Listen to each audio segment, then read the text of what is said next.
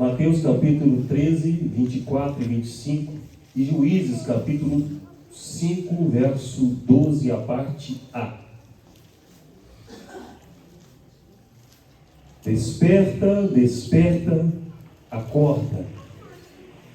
Esse é o título da mensagem nessa manhã. Amém? Diz assim: e outra parábola lhe propôs, dizendo: o reino dos céus é semelhante a um homem que semeou boa semente no seu campo.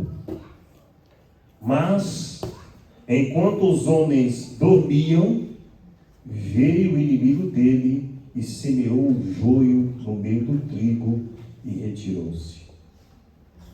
Juízes capítulo 5, verso 12.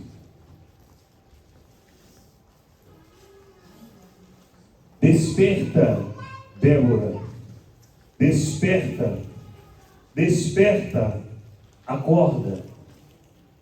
Amém? Senhor nosso Deus, te adoramos nessa manhã. Te agradecemos pela tua palavra, Senhor.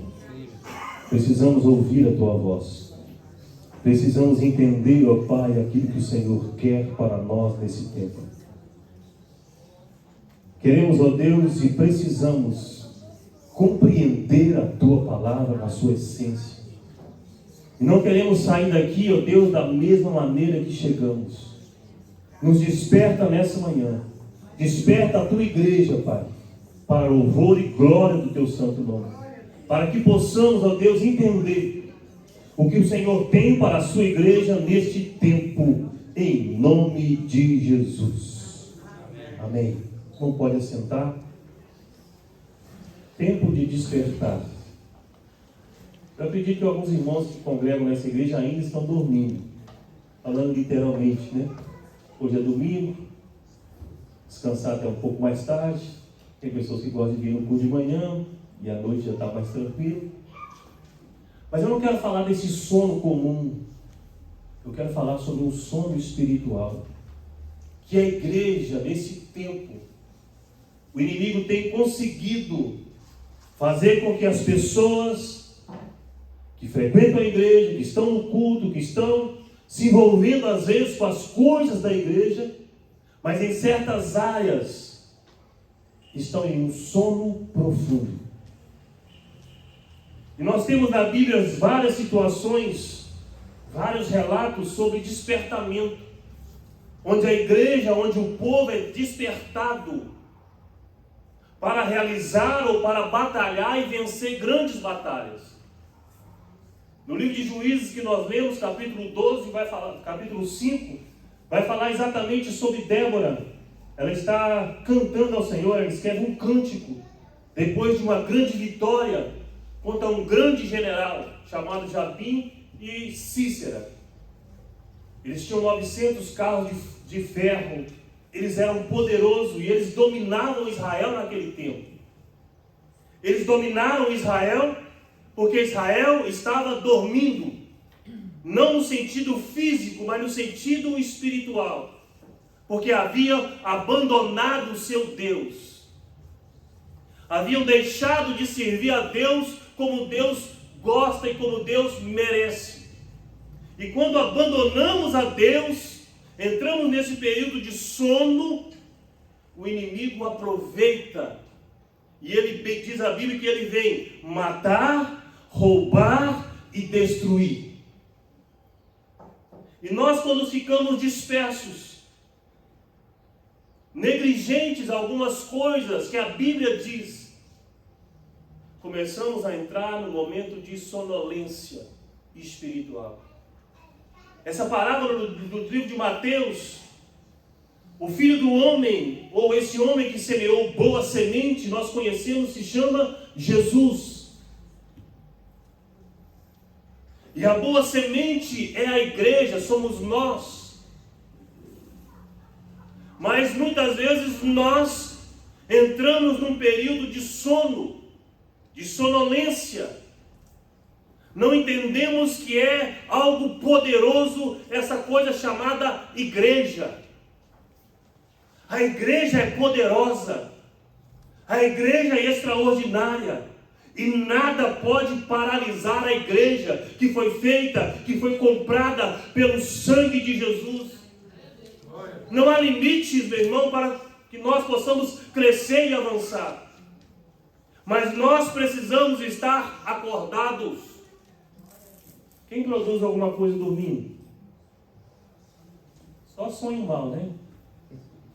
Vai se ficar vendo porcaria a noite inteira, quando sonha, quando vai dormir, vai sonhar só coisa ruim.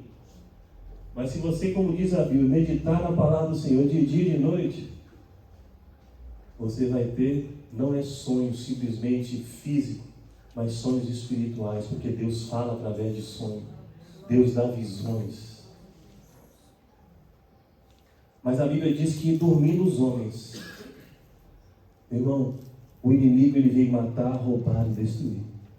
Isso estamos nós atentos. Imagine quando nós estamos dormindo. A Bíblia diz que dormindo os homens, o inimigo não perde oportunidade. Ele vem para destruir. Ele vem para semear má semente. Ele vem trazer confusão. Por isso precisamos estar atentos. Eu tenho me preocupado nesses dias com o nível de divórcio que está acontecendo, o nível de separação. Eu tenho me preocupado com os jovens nesse tempo do esfriamento. Estou falando só da nossa igreja, estou falando de uma maneira geral. Onde a leitura da palavra, onde a oração, onde discernimento, onde busca do Espírito Santo está tão escasso. E é sobre esse discernimento, é sobre essas negligências que eu quero falar nessa manhã. Eu coloquei 5 pontos para falar. Que Deus me deu no domingo de manhã, domingo passado. E a primeira coisa que eu quero falar é sobre discernimento espiritual. As pessoas não conseguem enxergar que a luta delas não é contra a carne, nem contra o sangue, mas contra principados, contra os demônios que estão lutando para destruir e paralisar a igreja do Senhor nosso Deus. Discernimento. Conhecer algumas coisas pelo poder do Espírito. E não ouvimos mais falar disso. As pessoas negociam, compram e vendem, fazem outras coisas sem buscar a orientação de Deus. Sem entender que o diabo, ele tem malícias. E ele vem destruir, e ele está com um projeto para destruir a sua casa, a sua família, os seus filhos, o seu casamento e tudo que você tem. E nós precisamos ter discernimento espiritual, entender as coisas pelo Espírito. Só que essa ferramenta poderosa que chama discernimento espiritual, nós não buscamos mais. Senhor, eu estou para fazer um negócio. Senhor, eu estou para comprar algo. Senhor, eu estou para agir assim. Me mostra, Senhor. Me mostra se eu estou na direção certa. Me mostra se isso é correto. Me mostra se eu posso. Me mostra se eu compro isso ou não. Senhor, me ajuda, me dá discernimento espiritual. É uma ferramenta, meu irmão, dada para a igreja. No livro de Josué, capítulo 9, nós conhecemos a história, 9, 14 e 15. A Bíblia diz que Josué, ele abre o rio Jordão pelo poder do Espírito Santo, pelo poder de Deus. Ele santifica a vida dele, ele diz, olha, santificado, amanhã o Senhor vai fazer maravilhas. Deus dá uma direção para ele, ele vence Jericó. As muralhas de Jericó era algo quase impossível, intransponível.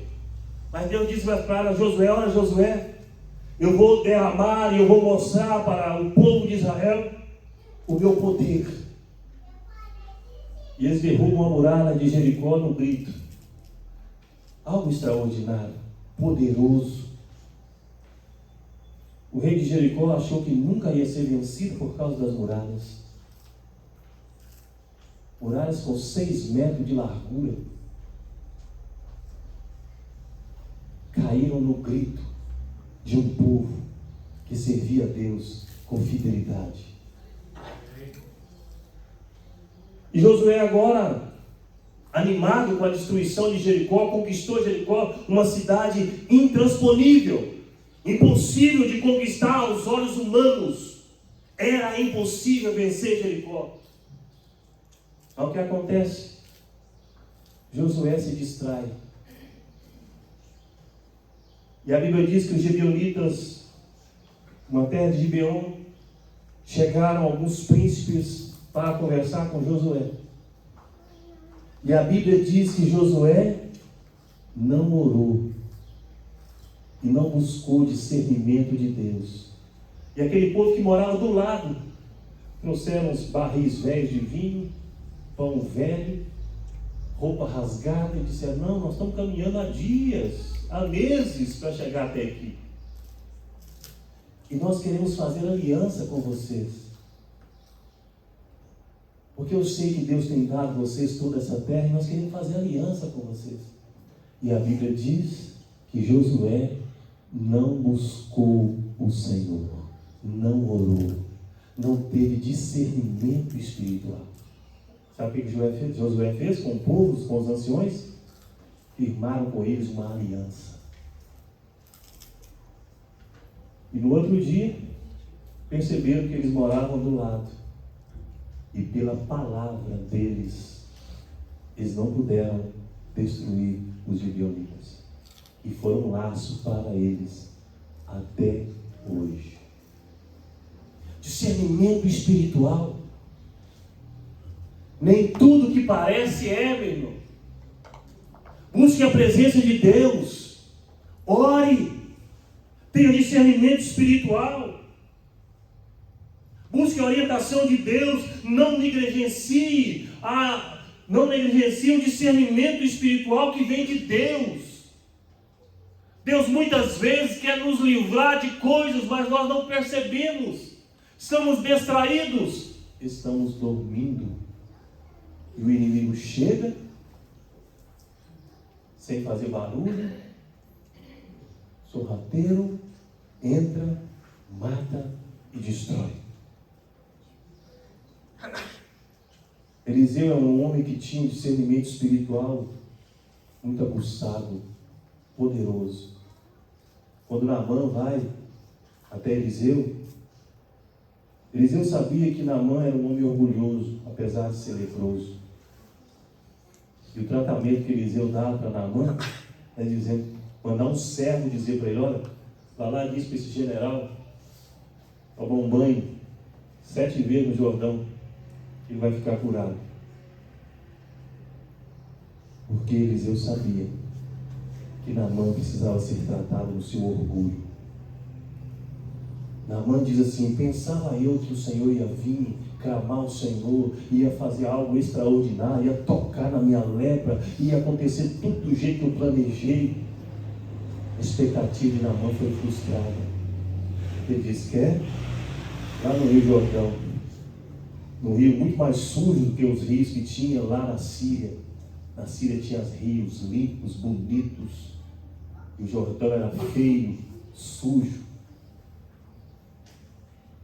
Mas Naamã se submeteu. Eliseu tinha discernimento espiritual.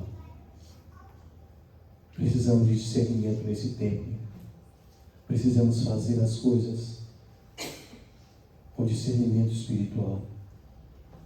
Entendemos que o Senhor, Ele nos orienta ainda hoje, Ele fala ainda hoje, Ele nos direciona ainda hoje, Ele nos conduz ainda hoje.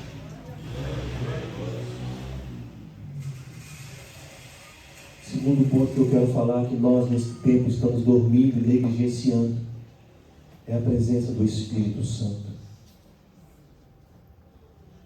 Quando eu era jovem, há muitos e muitos anos atrás, tinha uma motoca, era irresponsável, porque não podia correr tanto, mas a mão era pesada, o acelerador era leve, e a moto 350 anda muito.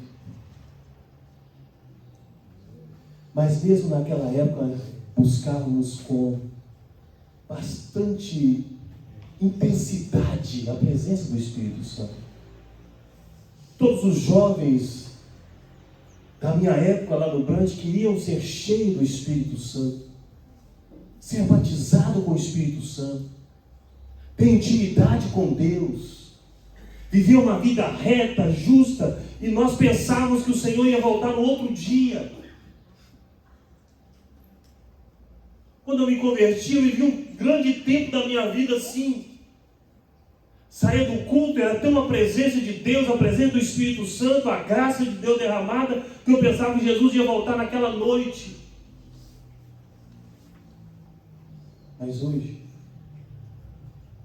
não buscamos mais o Espírito Santo. E a Bíblia diz que é Ele que nos conduz, é Ele que nos guia, é Ele que nos ensina, é Ele que nos consola, é Ele que intercede por nós com gemidos inexprimíveis. É Ele que ora por nós não sabemos orar. Mas nós temos negligenciado, temos dormido, estamos dormindo e não percebendo que nós precisamos dessas armas poderosas, espirituais, que Deus tem deixado para a sua igreja, para vencer todo o mal, para destruir toda a obra levantada do inferno contra a igreja, contra a família, contra o povo de Deus. E nós passamos despercebidos. E quando nós lemos a Bíblia no livro de Atos, aliás, Atos é uma continuação da igreja. Atos só tem 28 capítulos, mas nós estamos escrevendo o 29, o 30, o 35, o 40, o 50, o 60, o 70. O livro de Atos continua. Só que os primeiros capítulos do livro de Atos, esses homens ficavam cheios do Espírito Santo e faziam grandes sinais e grandes maravilhas, porque sempre estavam disponíveis, a igreja estava acordada. Foi o início da igreja, onde Estevão, cheio do Espírito Santo, cheio de graça, faziam grandes sinais. Onde Paulo, pelas mãos de Paulo, através do Espírito, diz a Bíblia, que Deus fazia coisas extraordinárias. Pedro, ao caminhar, as pessoas colocavam pessoas enfermas para que pelo menos a sombra de Pedro passasse sobre as pessoas. Pedro subindo ao templo Formosa, ele vê um homem aleijado, e o homem lhe pede dinheiro. Ele não tinha dinheiro, mas ele diz: olha, eu não tenho prata, eu não tenho ouro, eu não tenho conta bancária, eu não tenho cartão de crédito, mas o que eu tenho eu te dou. Eu tenho o poder do Espírito Santo em minha vida. Em nome de Jesus, o Nazareno, a quem eu sirvo, levanta e anda. Autoridade e poder na presença do Espírito. Quando a igreja está cheia do Espírito Santo, há um crescimento saudável. Não estou dizendo que não há lutas, não é isso, não há dificuldades, não é isso. Mas há uma alegria no Espírito, porque a presença de Deus nos alegra, não importa as lutas, não importam os desafios. A alegria do Senhor é a nossa força. É a nossa força. É aquilo que nos sustenta, independente dos desafios, independente das lutas, independente das adversidades. A alegria do Senhor é a minha força. Eu continuo de pé, eu continuo enfrentando desafios, mas eu continuo de pé, porque Deus está comigo. Eu tenho discernimento que isso vai passar. O lugar que eu vou morar não é esse. Eu vou morar em um lugar celestial. Eu estou enviando para lá recursos onde a traça, onde a ferrugem não consome. Eu sou o sal da terra. Eu sou diferente. Eu não sou desse mundo. Eu sou peregrino aqui e eu vou morar nos céus com o Senhor dos Exércitos para todos sempre. Vou morar lá um dia. Quando eu entendo isso, quando eu compreendo isso,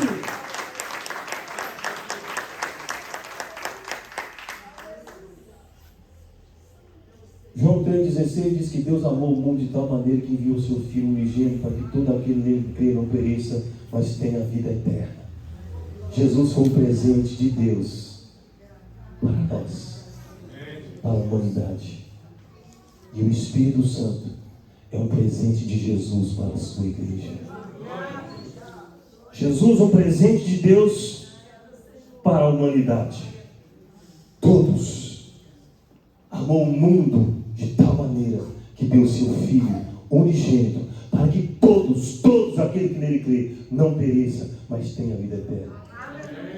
Mas o Espírito Santo não. O Espírito Santo foi um presente dado para a igreja. Jesus soprou. Receba o Espírito Santo. Jesus não soprou o Espírito Santo no mundo. Ele soprou na igreja. É um presente para mim e para você. É um presente para a igreja, para nós.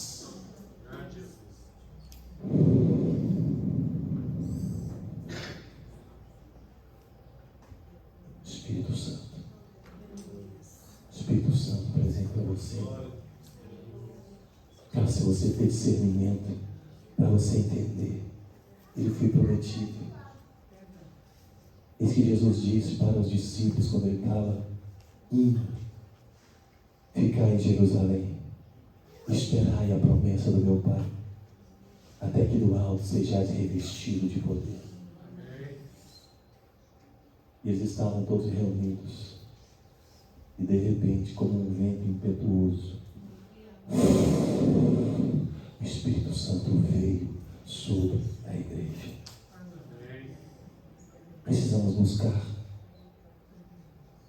buscar hoje o Espírito Santo, a presença desse Deus maravilhoso conosco.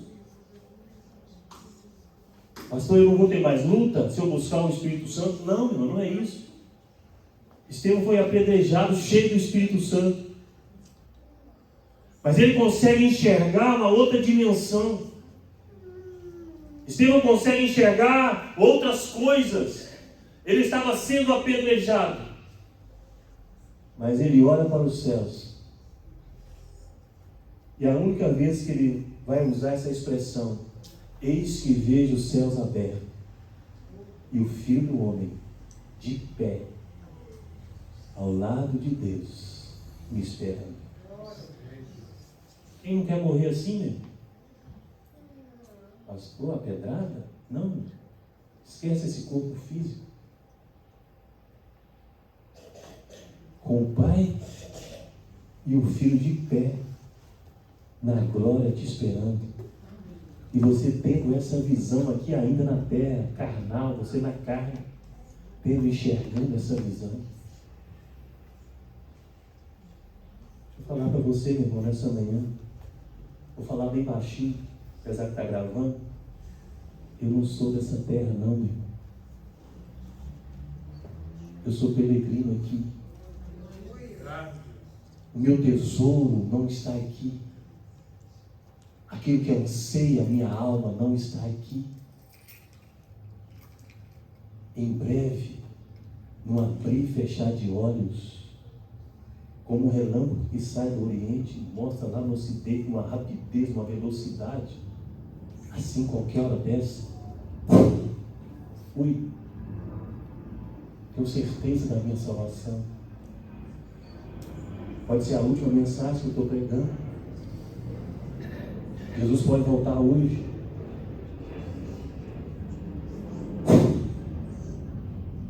Vai ser assim, meu irmão. Vai ser assim. Eu preciso desse discernimento, buscar a presença do Espírito Santo, porque vai ser muito rápido a sua vida. Eu estou preparando uma mensagem, não é essa ainda, que fala sobre Noé. Os homens não perceberam quando Noé fechou a arca. Não perceberam. A Bíblia diz que eles casavam, se davam em casamento, estava tudo tranquilo, meu irmão.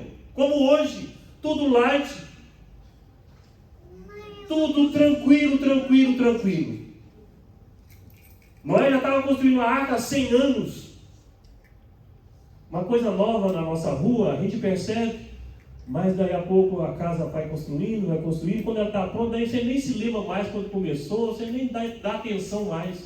Só quando a casa está começando a construir. Estão construindo uma casa ali, estão edificando alguma coisa. Mas depois que está pronto, vai passando o tempo, 1 ano, 2 anos, 3 anos, 4 anos, aquilo se torna comum e natural. Foi assim com Noé. Passaram-se 100 anos na construção da arca. E o povo acostumou com aquela arca. E não vai acontecer nada. Esse velho é doido, nunca choveu, não vai chover tanto que vai inundar tudo. Esse povo é bobo mesmo, viu? Como é que pode perder tanto tempo na vida assim? E a Bíblia diz que eles não perceberam quando a porta foi fechada, não por Noé, mas por Deus. E eu não sei que hora que começou a chover. E não foi uma chuva comum. Abriram-se as comportas do céu, embaixo e em cima. Tanto brotava água como caía. E inundou toda a terra. Busque o Espírito Santo. Busque discernimento espiritual. Porque Jesus está voltando. E nós, como igreja, estamos dormindo. Débora levantou. Desperta, Débora. Desperta. Acorda. Desperta, igreja. Desperta. Acorda. Segunda coisa, nós precisamos e temos negligenciado é a oração. A oração. Lucas capítulo 18, verso 1 vai dizer, Jesus contando uma parábola do dever de orar sempre e nunca esmorecer. Dever.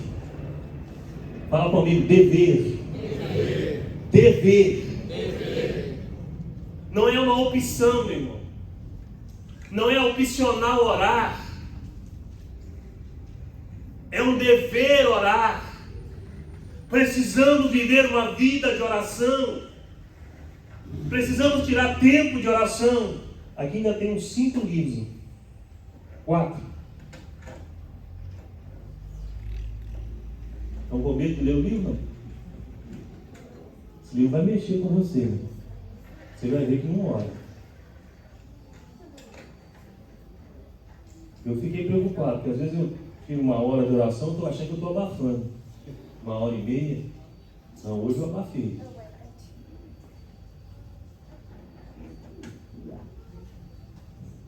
Antes de pregar, geralmente, um dia antes, ou no mesmo dia, eu gosto de orar pelo menos 1 hora antes. 1 hora. Aí eu acho que eu estou abafando. Puxa vida, graças a Deus, estou orando bem. Os homens oravam 8, 4. Não sair de casa sem orar 3 horas, 2 horas. Estou dizendo que você tem que fazer o mesmo, não, irmão. Eu estou dizendo que nós precisamos estar no Espírito, ter discernimento e viver uma vida de oração. Tessalonicenses vai dizer, orai sem cessar. Orai sem cessar. A oração move as mãos de Deus. Não se preocupe com a sua eloquência, com a sua habilidade de orar, não, meu irmão. Não é importante. A importante é para quem a oração está chegando. Não é quem ora que é importante.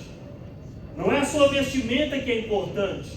Não é a sua maneira de falar que é importante. Não é a sua eloquência que é importante. Importante é para quem a oração está sendo dirigida. É para os céus. Ana, quando vai orar, 1 Samuel, capítulo 1, verso 13, a Bíblia diz que Ana começa a orar. E ela só começa a balançar a sua boca. Porque a angústia de alma era tanta que ela não conseguia falar. Ano após ano vivendo dias difíceis. Ano após ano vivendo tormento. E a Bíblia diz que ela não conseguia falar. Só a sua boca balançava. Só os seus lábios. A ponto do profeta, do sacerdote olhar para Ana e dizer: mulher, larga essa pinga. Larga essa bebida, mulher. Não é doida vir para o tempo desse jeito? Porque julgamos alguém. Faltou discernimento espiritual na vida do profeta Eli, que olhou para Ana e achou que ela estava embriagada, por ela simplesmente balançar os seus lábios na sua oração. Mas a oração não estava sendo feita para Eli. A oração dela tinha outra direção. A oração dela estava sendo direcionada ao Deus que pode fazer todas as coisas. E a Bíblia diz que naquele dia Deus responde à oração de Ana. E Deus concede aquilo que desejava o coração de Ana. Porque Ana não orou com os lábios somente, falando palavras. Ela orou com o coração puro. E a Bíblia diz que a oração dela ultrapassou o tempo, abraçou o coração do profeta, do sacerdote Eli e chegou lá no trono de Deus. Deus disse: vou lhe responder hoje. Vou lhe responder hoje. E Deus agora usa o profeta, usa o sacerdote. Ele dá uma palavra para ela: vai em paz, Ana. E que o Deus de Abraão, de Isaac, de Jacó, que o Deus Todo-Poderoso lhe conceda a petição que você fez hoje nesse lugar. E a resposta chegou. Oração, o dever de orar sempre e nunca esmorecer, nunca desistir, nunca parar. Porque a oração abre portas de ferro. Atos capítulo 12. Mataram Tiago ao fio da espada. Herodes prendeu Tiago e Pedro. Tiago foi para a glória da primeira vez. Herodes já passou a guilhotina, já arrancou a cabeça de Tiago. Tiago foi. E a igreja resolveu orar por Pedro, depois da morte de Tiago. Se a igreja tivesse orado talvez antes, por Tiago e por Pedro, mas a igreja acomodou, não teve discernimento. Depois que passou a guilhotina em Tiago, falou: opa, nós precisamos de orar por Pedro, senão ele vai também. E a Bíblia disse que tinha chegado a Páscoa, eles não queriam matar Pedro na Páscoa, tinha deixado ele para outros dias. E a igreja começou a orar. E a igreja orava lá na casa de Maria, mãe de Marcos. E o anjo foi lá na prisão. A igreja orava na casa de Maria. E o anjo foi na prisão libertar Pedro. Você ora aqui, você ora na sua casa, e Deus vai aonde a sua oração ou o seu pedido, aonde você está direcionando. Você ora pelo seu marido aqui, e Deus visita ele lá. Você ora pelo seu filho aqui, e Deus visita ele lá. Você ora por alguém aqui, e Deus vai lá no hospital visitar ele para levantá-lo e para curá-lo. É isso que diz o texto. Eles oravam na casa de Maria. E o anjo chegou lá na prisão e disse: Pedro, tem um povo que ora por você. Vamos embora daqui? Pedro, veste a roupa, calça a sandália, vamos embora. E a Bíblia diz que quebraram suas correntes, ele passava pela primeira, pela segunda, pela terceira. Existiam 16 soldados. E quando eles chegam diante de um portão, às vezes nós lemos a Bíblia, mas não conhecemos. Existia um portão de ferro, fechando toda a cidade. Era a proteção da cidade. E esse portão de ferro não abria, irmão, com as mãos. Eram animais para puxar o portão. Para abrir a cidade. Depois que os guardas, que tudo estava preparado, se abriam os portões. Mas a Bíblia diz que naquele dia, o anjo tinha um controle remoto. Está na Bíblia aí, meu. Pode ler. O portão abriu automaticamente. Sozinho. O anjo, ele deve até criar o portão ali, aqueles motores. E o portão abriu automaticamente, de fé. E Pedro passou. Porque a igreja orava. É um milagre de alguém que está enfermo? Ore. É que o Vanderlei, fruto de oração. Onde a medicina disse: você vai embora, meu amigo. Se prepara. Faz um plano funerário. Alessandra faz um plano funerário porque está nos dias. Mas a Alessandra começou a orar. Começou a orar. E a igreja começou a orar. E a igreja começou a orar. E as pessoas começaram a orar. E os amigos começaram a orar. Começaram a orar. Começaram a orar. E o anjo do Senhor foi lá.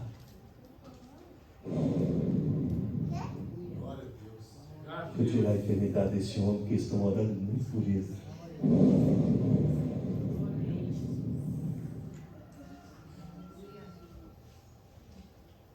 Discernimento, presença do Espírito Santo e oração. Santificação. Santificação, meu. É o tempo que você usa para se santificar. Tirar um tempo de intimidade com Deus que você serve. A Bíblia diz, ali atrás: segui a paz com todos. Segui a paz com todos. E a santificação, sem a qual ninguém verá o Senhor. Santificação é indispensável, não é opcional também, meu. A santificação vai trazer para nosso coração arrependimento. A santificação vai trazer arrependimento. Nós vamos buscar o Senhor. E nós vamos começar a fazer a vontade dEle, não a nossa. Quando entramos no período de santificação, passamos a fazer com mais facilidade a vontade de Deus.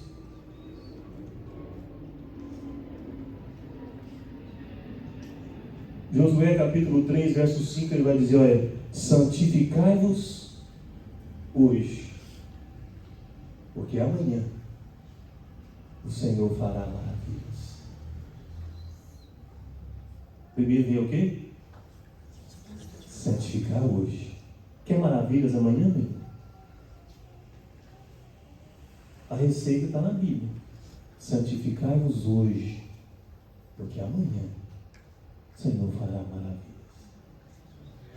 Começa hoje, porque amanhã Ele fará maravilhas. Fomos criados, meu irmão, para viver uma vida de santificação. Jesus separou a igreja. Jesus nos separou para viver uma vida de santificação. Separado do pecado. É isso, a santificação é isso. Separar das coisas do mundo. Separar do pecado. Viver uma vida íntegra, reta, justa diante de Deus. Não é opcional. Ah, pastor, uma vez no ano eu vou te dar um dia de consagração. Depois que eu tirei esse dia de consagração, eu volto ao normal. Não, meu. A santificação é um processo contínuo. Viver uma vida com Deus, ter intimidade com Deus, é uma vida contínua. E para a gente finalizar, a quinta coisa que nós temos negligenciado é a palavra de Deus. A palavra de Deus. Jesus não veio revogar. Ele vai dizer: eu vim cumprir toda a palavra. E essa palavra contém vida e vida em abundância. Essa palavra continua poderosa. Essa palavra é uma fonte inesgotável de vida. Esta palavra é uma fonte inesgotável. Salmo 119, verso 96, um dos versos que eu acho mais lindo desse salmo. Tenho visto que toda perfeição tem o seu limite. Toda perfeição tem o seu limite. Mas, contudo, entretanto, a palavra de Deus, ou os seus mandamentos, é ilimitado. A palavra de Deus não tem meio, não tem início, não tem fim. Ela é ilimitada. Ninguém coloca limite nisto. Eles tentam, dizem que vão escrever uma nova Bíblia por aí. Mas essa palavra, essa fonte é ilimitada. Há mais de 2000 anos pessoas estão bebendo dessa fonte. E ela continua com água. Ela continua jorrando. Porque a Bíblia diz que ela faz dentro de nós uma fonte que jorra para a vida eterna. E a Bíblia, ela não foi escrita por homens. Segundo Timóteo capítulo 3, versos 16 a 17. Toda a Escritura é inspirada por Deus.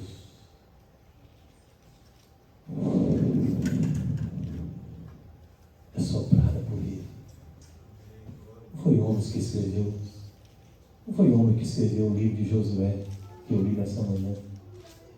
Não foi Mateus que escreveu o livro que leva o seu nome. Foi o Senhor que soprou no coração desses homens toda.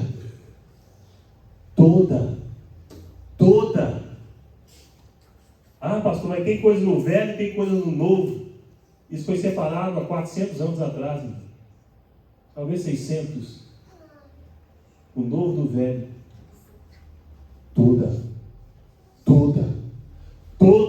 as Escrituras, toda a palavra foi inspirada por Deus. E ela é útil para o ensino, para a repreensão, para a correção, para a educação na justiça, a fim de que o homem de Deus seja perfeito e perfeitamente habilitado para toda boa obra. Toda a Escritura é inspirada por Deus, foi soprada por Ele. Vida soprada pelo Espírito Santo, soprada por Jesus. E Jesus veio cumprir toda a Escritura, porque Ele sabia que toda a Escritura foi feita pelo seu próprio Pai. A palavra de Deus foi soprada por esses homens. E hoje nós também somos chamados para soprar a vida.